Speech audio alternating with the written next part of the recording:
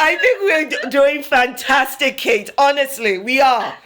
We have to listen. We're having so much laughs, right? This is working out great. Let's not worry about That's what love you technology. to know. All right. Let me just quickly ask you. So let's talk about the foundation. From what I've Sure. read about the foundation, you are helping all kinds of health professionals, not just doctors. So nurses, Exactly. So that orderlies. Yeah, exactly. So it started as doctors just because I knew that community the best. But it was clear that, doctors are important, but they're only going to be at the very top of that referral chain. And actually, Yeah. clinical offices, I don't know if is there an equivalent in Nigeria, the kind of clinical offices. It's like people, so people who have some clinical training, but who are out Yep. in the more Yes. rural Yes. Yes. areas. Yes. Clinical Yes. Yes. so nurses, pharmacists, physiotherapists, and Okay. actually people don't really think of physiotherapists, but if you have something like a car accident, very common, actually if you don't get the physio to get the mobility back, that can mean that you can't walk again, you can't work again, and you're dependent for life. So actually having that physiotherapy capacity is important. There's only about 50 physiotherapists in Malawi in total, Okay. so huge need in terms of preventing disability. Excellent. And actually it's been nice to expand beyond that and connect with other communities, Okay. both here in Malawi but here in the UK. So talk me through how you got your connections and your community base in the UK to start supporting the foundation. And the foundation is not just for healthcare in Malawi; it's also for Uganda. Exactly. So we were in Malawi, knew that it was working in Malawi, and then we wanted to see if we could scale up the model both in Malawi but also export it to another setting. So we started in Makerere University with pharmacy there, Okay. and then we also started a branch up in northern Uganda in Gulu Medical School, Okay. which is particularly for people coming from the northern region post-conflict, and then there's a medical school there, so they'll be trained within the same region that they've been, that they've grown up in, and then hopefully they would stay in that region afterwards as well to help build up the medical facilities and the health facilities Okay. after the post-conflict stage. So I was really surprised. We got a lot of interest from the general public in the UK. Oh, So good. yeah, exactly to me that this is going to go. This was something which had interest beyond just the very linkage medical That's sphere, right. That's and right. we could open it out more generally. Okay. Yeah, so we got support from a number of arenas, and I also reached out to the various professional communities like the physios here and nurses, and a lot of people have a lot of the, I'm sure the same, the legal profession, You're breaking up a bit. various Okay. newsletters and professional journals and things like that. Oh, I'm sorry. No, that's okay. Let me Let's keep speak going. here at some point as well. That's okay. And do you have a kind of exchange program?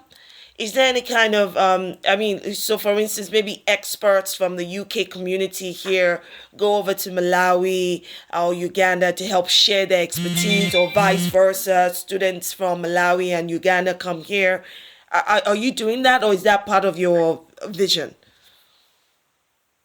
Yeah, so actually we found that although there's a lot of interest in professionals to go over to Malawi for a couple of weeks, it's actually not the best model, because it's usually just for 1 or 2 weeks. It's quite disruptive to the health services on the ground, for the people there who are dealing with they're pretty time constrained anyway, Yeah. and taking a big chunk of that time out to organise a short visit isn't actually that Okay. productive or sustainable. Okay. So we did a couple of those, and also for students, and realised actually this The isn't going to best. work as part of it. Yeah, exactly. But what was really nice is that there was some funding through various universities in the UK for medical students from Malawi to go over and have 6 weeks perspective in the UK. So they went up to Glasgow and St Andrews. So you can imagine the cultural difference between Hot Malawi and then Glasgow then. And that was fantastic. So a number of our students have had that experience and we managed to get down Oh, that's to great. London and show them around and this kind of thing. So that's been really good. Okay. So how old is the foundation now? So we are 9 years old. We're coming Oh, well up to our done. first decade next year. Thank Wow, you. well done, well done. So 9 years old. Um, and what would you say, what have you been able to achieve so far? What has the foundation been able to achieve so far? So we're really proud that 5% of Malawi's doctors have been supported by Medic to Medic. So, and that's in quite a short time as well. So we're pretty pleased with that, and we've been pretty instrumental in the first cohorts of physiotherapy coming through. It's only been running for about 4 years, and we've supported about 10 new physios out of only 52 in the country. So we've added 20% extra capacity. Okay. So 10 out of the 52 it currently has. To the physiotherapy population. Okay. So there were 52, and we've supported 10 more physios. So there's about 20% extra physiotherapy capacity over the existing ones. Medic support. Okay. And we're also very pleased, actually. What we were hoping. So the students we really target are those from rural areas who are orphans, whose parents are non-professional, who haven't been to private schools. So we're really trying to select those who are underrepresented within the professions. Okay. And we're really proud that virtually all of our graduates so far have gone back to work in rural areas after graduation. So we really feel like we're creating that pipeline of students coming from those areas and then after graduation are more inclined to go back, which is what the evidence shows. Okay, that's good. So they stayed home, and yeah. Exactly. Yeah. They want to go back. They want to support where they've come from. They want to, and they keep those links up, which is really nice because in Malawi and Uganda, like most countries, most health professionals stay in the cities, but actually most of the population are in the rural areas. So there's this huge mismatch. Yes, you're right. You're right. Because most people are thinking, especially after graduating, you want to earn money, you want to provide for your family. So staying in the city center is usually where you would earn more or getting out of the country, right? Absolutely. Yeah. Yeah, completely. And I think it's tricky because the amenities in the district's hospitals, the rural hospitals, and the district centres aren't great. They're not, they don't have really a buzz. There's not really a nightlife. There's not really, you're going to meet a lot of people there. So it's not as attractive for young graduates coming out as staying in the cities. Of course. So we're proud that despite that, most of our graduates have decided to go and work in district hospitals. Okay. In district hospitals. Okay, yes. Oh, that's very good. Now, I was going to ask, do you have some success stories that you can share with us? One or two success stories. Oh, that's our specialty. What I could do, I wanted to say that for the article. We have We actually have a list of various quotes and profiles and sort of student backgrounds that we could send to you. Please. Would that be great? That'll be great. Please. Yeah. That'll be fantastic. So I'll just make a note, Kate, to email me success stories. Great. Okay, so let's talk about this current situation, right? Because look, the foundation, I think, is doing a great job. But I think one of the difficulties foundations have, and I'm hoping to start one myself, not in a medical thing, but I hope to start one myself soon. But I think one of the challenges, I think one of the challenges that foundations have is you know, dealing with societies that have been so desensitized to being asked for money. Because really, you're out there, you're pulling at people's, heartstrings, saying, look, this is a worthy cause for you to invest your time in, for you to invest your money in, for you to actually even talk about to your friends, your connections, so that more can be done to raise an awareness, to bring about a change. So I can imagine that, I mean, look, what you've done so far is fantastic, but there's still so much more work to be done. And then having a situation like this only makes it worse. It's only making your job harder, because you're going to go back to the same people, or you want to try to reach out to a wider audience. And then people are like, look, I only want to support five charities this year. Why should I give it to you and not to, why Malawi, why Uganda? So it's almost, look, it's one thing to get money, to get support, to get time, whether from the medical community or from the public. But it's another thing where I think another stage is to actually fight whatever these policies and these laws or whatever it is, whoever it is that's come up with this situation, it's time to fight it, right? So is a foundation doing anything about that? Are you participating in Yes. protesting or raising No, awareness? I agree completely. So I think that, I mean, and there's always two functions, isn't there, for a foundation? You're fundraising for that direct Yes, charitable activity, the direct support, but you also got a role in advocacy. that's right. So because you have got leverage, you've got influence, and you need to make sure that you can exert that Yeah. for the best of your charitable target, essentially.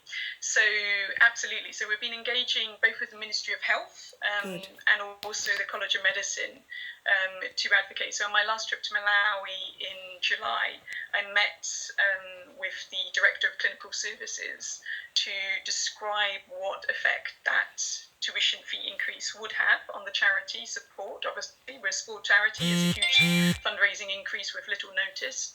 And these are students who desperately need that support. It's not, they don't have rich Yeah. families who can suddenly pull out of their back pocket.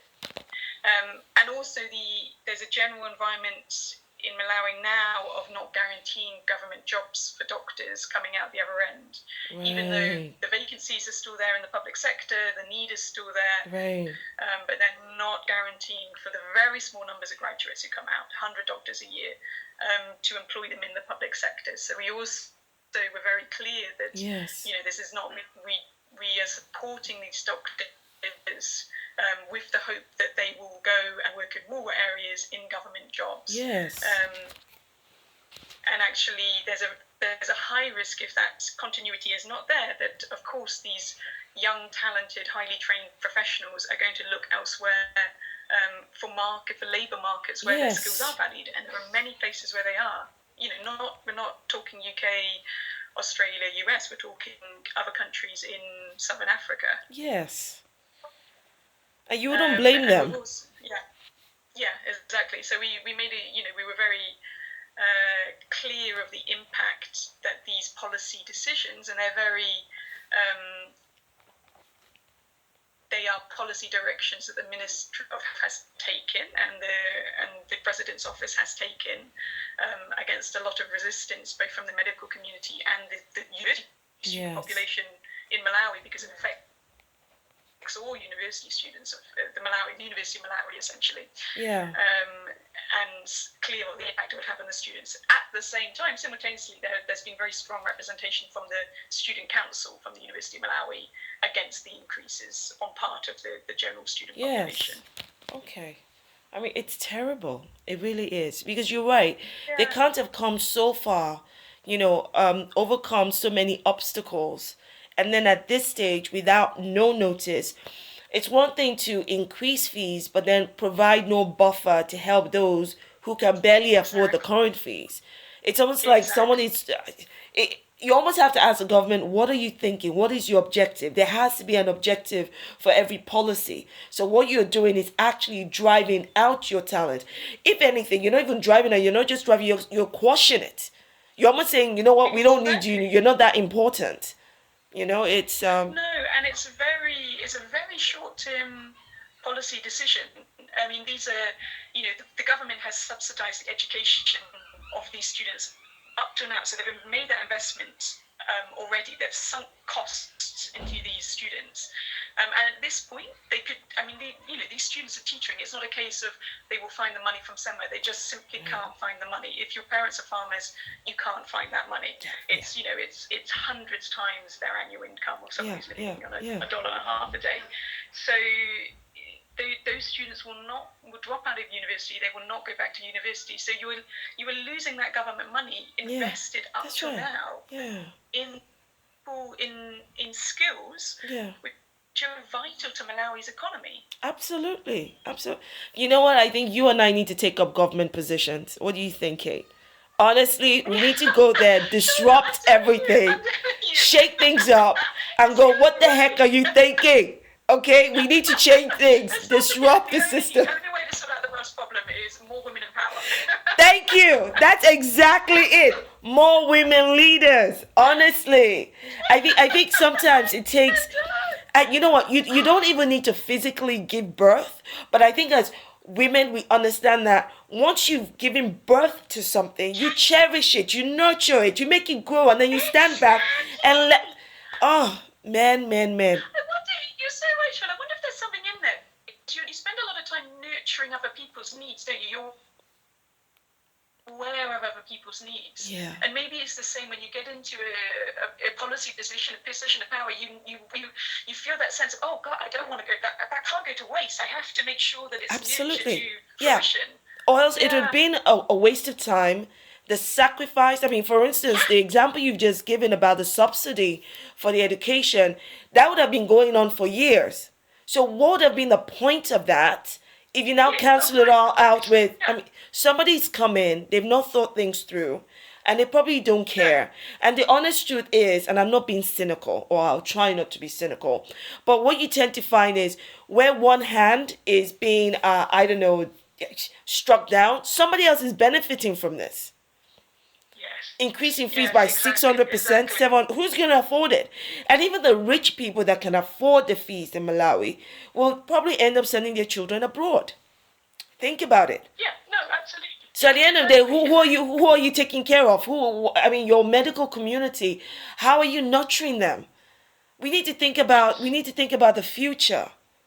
I haven't been to Malawi. I pray to God to go one day soon. I haven't been yet. I pray to God to go one day soon. You would really like it. I'm sure I would. It's so friendly. Well, the quote is the warm heart of Africa, and I think it's true. Actually, I think it's true. Yeah, okay. Notably lovely. You like it, but no, that's exactly it. You really.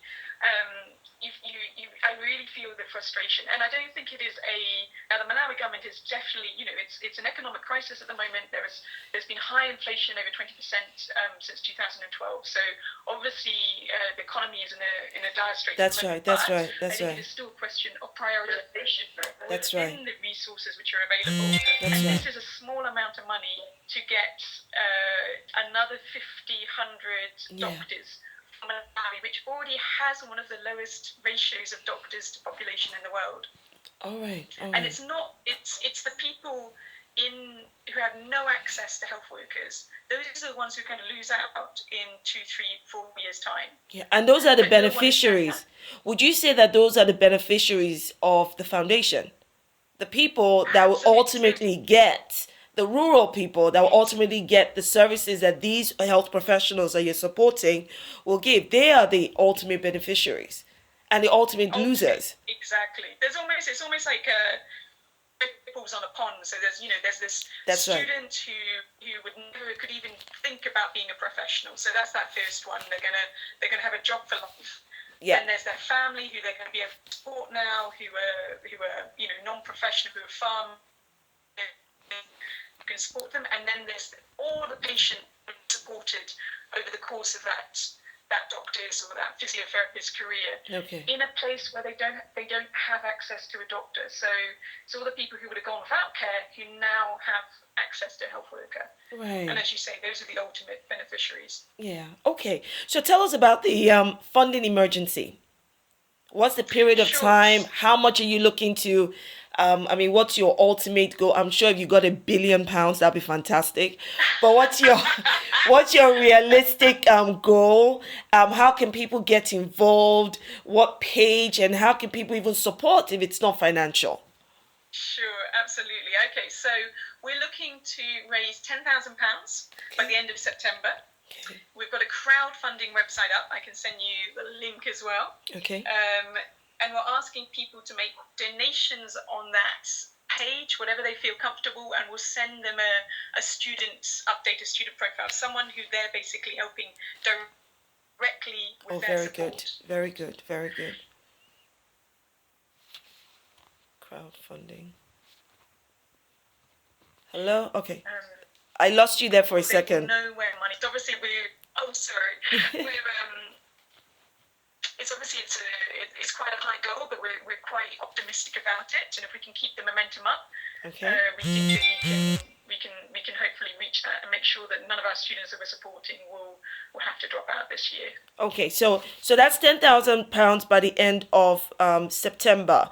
Are you also looking for funding? I think Haley mentioned something by December that the emergency fund is going to go on until December, or So we're going to continue. So we're going to continue our campaign until then. okay, Because we know that because of the next year, so there's this immediate crisis, which is making sure all our students can register for this academic year. okay, Then it's the costs of the continuation if the tuition fee increase stands, which it unfortunately looks like it really will. okay, For the following years of those students. okay, So okay. we're looking to safeguard the existing students we have until the end of graduation. Okay. Our publication comes out the next one comes out in October because it's a quarterly publication. Okay. But what we will do in helping is raise awareness through our social media platforms. So whether it's Sure, that Twitter would be or great. Facebook, and especially because of your end of September goal. But I think once the article is out in October, that also helps to raise awareness about the foundation in general for all the ongoing cost maintenance and even helping to, raise the awareness about the campaign, so. It is. So I wonder what we could do is start a new crowdfunding page Okay. for October to and that would nicely pick up Fit on it. exactly. Fantastic. That's fantastic. It will point. It would if you would that be a new link or a new page? Exactly. Oh, Specifically, yeah. Yeah, you can send me that. I mean, what would happen is once I've put together the article, I will share that with you, so that you can Great. read it and go, oh, Shala, fantastic. Or Shala, can we add this as well, or that Sure, kind of thing. Sure. And I think at that stage, you can provide me with any additional links that you want people to have access to, and that'll be great. But please like our page on Facebook, and Sure. are you on Twitter as well? I am, yeah. Yeah, follow us on Twitter. Okay. I'll try and put something out today, and then we'll just start, building more. I think you're doing a fantastic job, my dear. Well done. Well done. Thank you, Honestly, Shona. I appreciate 9 years That's and really growing kind of you. stronger. I mean, it's brilliant. I don't know if you're a person of faith. I'm a person of faith, and I honestly think that you going to Malawi all those years ago, you hearing about the situation, and it caught your spirit that this isn't right. What can I, as an individual, do? Because somebody could have easily gone, well, I'm just a doctor. I'm not Bill Gates. I don't know this person. I don't know that person. But regardless of what it was, you said, well, whatever I can do, I'm going to try and do. And look at what you've built. Well done. More women leaders, Kate. More women leaders. We need more women like you. Absolutely. Step up to the plate. Whatever change you can make, you drive it, right? And 9 years later, you're talking to Shola. You've never met Shola before, but now you and I are going to be fast friends. I think so. I can see you. You don't usually connect over Skype, but I think we've clicked. We have. Fantastic. So keep up the good work. I will try and put some things out today, and please do follow us, and we'll follow vice versa, and whatever else is happening. And feel free to just keep me updated, please. right? And even your Fantastic. Thank you community to so much. follow us too. What we do, the publication is not just for the UK. So Okay. we're attracting people globally as well. And so, you know what? Wherever help can come for this cause, we want it, right? That would Whether be it's money absolutely or somebody fantastic. picking up the phone and going, "Hi, Kate, I read your story and blah. Is there any way I can come down and work for your foundation for 6 months? Oh, you don't need to pay me." Yeah, You'd be you like, "Yes, do. come down, come down." Absolutely, please. We'll grab you, grab you. Yeah, no, So please do. We're just registered in the US. So wonderful. by Christmas, we're just applying for our charity status, our tax-free status. Okay, So that good. should come through in a couple of months. So we're going global. That's the way to go, my darling. Go global. Thank you so much, Kate. I really enjoyed this. Thanks for And your time. Yeah, please me too. do email me the success stories. 2 or 3 I would be will great. absolutely. All right. I don't know Yeah, what's happened to our absolutely. connection. All right. Take care, Sheila. Lovely to meet you. Lovely to meet you too. Take care. Bye. Bye. Bye.